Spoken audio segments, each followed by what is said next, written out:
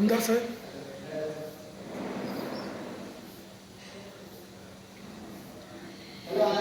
कमाल आहे. आमदार साहेबांच्या घरात चोरी, याला काय म्हणा. तुमचा तुमच्या बायकोवर खूप विश्वास होता.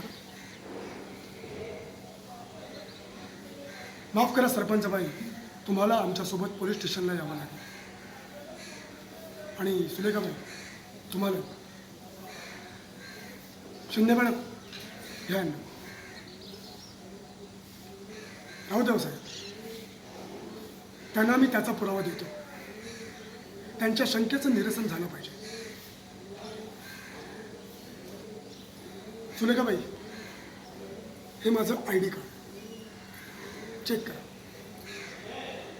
तुमची खात्री पटली? आता आपण जाऊया.